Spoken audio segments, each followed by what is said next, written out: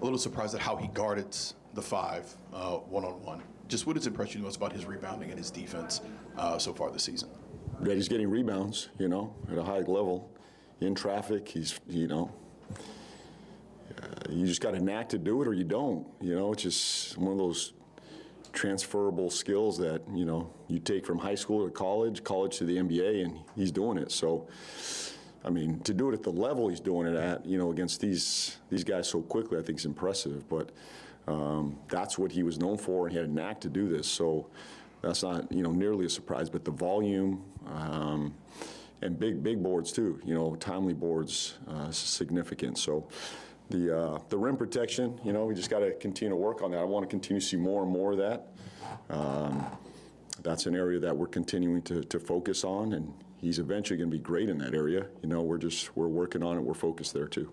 Staying with the rookie theme, Jeremiah's points per game has gone up this month, along with his efficiency. His field goal percentage has gone up. What have you seen on film? I think taking the right shots. It's decision making. I want him to be aggressive, and sometimes, the play is to go score, and sometimes the play is to kick it. He can generate so much offense for us, though, just, with a pick and roll, without a pick and roll, in transition, in the half court. He can do this, one-on-one. So continue to put pressure on the rim, get downhill, and it's just about decision making at that point. If you take tough shots, your efficiency is going to go down, especially at this level. These bigs and these wings, they've got size and length. They make it tough. So try to, eliminate the tougher shot and maybe look to more, for more kickouts. But when you have the rim or you have your shot, go take it. You got freedom there, go play. Obviously, the Nuggets can still present a lot of problems even without Jokic. But at least with him not being in there, does that simplify your defense at all because you don't have a 7-footer who can do everything? Well, he's one of the great ones out there. So he complicates your game plan probably more than anybody, Curry and others. What's different here is they're going to play with freedom. They play with pace. These guys are turned loose to go make plays that maybe with Jokic out there, it's a different animal. But nothing changes for us. This is not about relaxing, and these guys are going to come out super aggressive in transition, trying to get downhill, playing with great freedom, shooting the ball extremely well. I think, Murray, you could say, even with Jokic at times on the floor, he's been the best player at times, even in an NBA series. We've seen that. This guy can be the best player on the floor no matter who's out there. So he's obviously a massive talent, and Aaron Gordon. So we got our hands full. They're playing extremely well. The win they had in Philly was impressive. We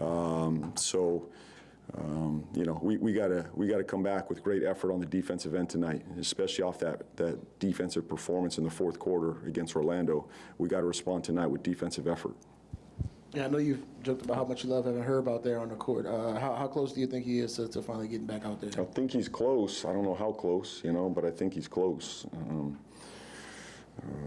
I wish I could be more specific. It's just, trying to, I guess I could say day to day, but, it might be a little bit longer than that. So I'm hopeful. We're hopeful. Obviously, we're a different team without him.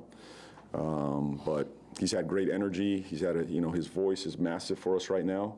He's probably going to take some of our timeouts tonight and lead the group. And, he's an impressive young man. We need him back. But to answer your question, he's close. And what kind of stands out to you about the two-man game with DQ and Trey, and the way Queen's able to create easy shots for Trey, where he doesn't necessarily have to do so much off the bounce? Well, we've this offense has sort of evolved. We started to look at a couple different combinations off ball. We thought, DQ,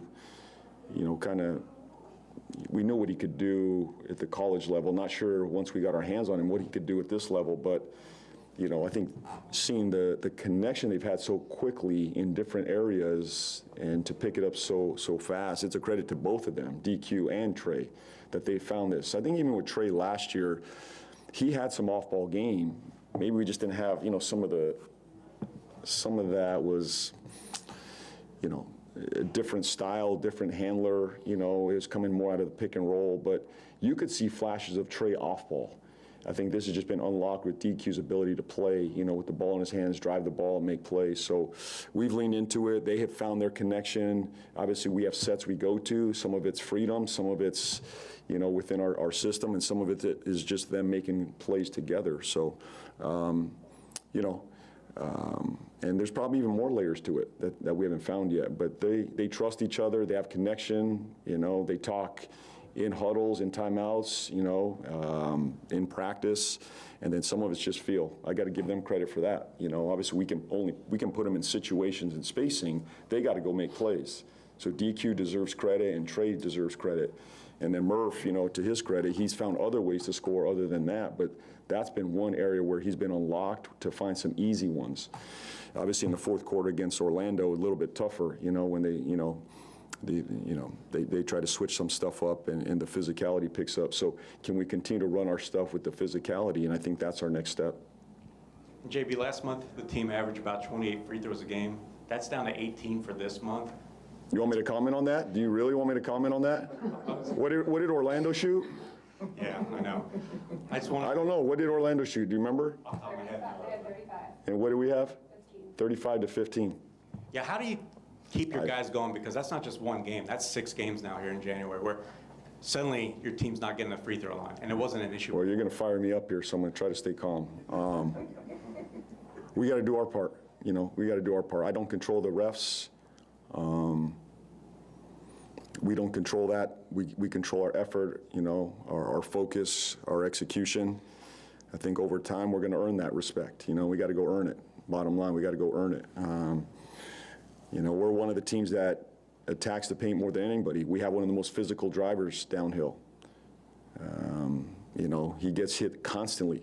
I think every possession downhill, you could see Zion, drawing a foul. That's how much contact and force he generates on his attacks downhill. As a team in general, I don't know how, I could sit here and give you a lot of different answers. I'm not trying to get in trouble. I'm trying not to get in trouble either. But we can't lose our mentality and we can't lose our wits about us. We got to stay calm, composed, but stay with force, stay aggressive. And we just got to believe that's going to turn for us because that's important for us.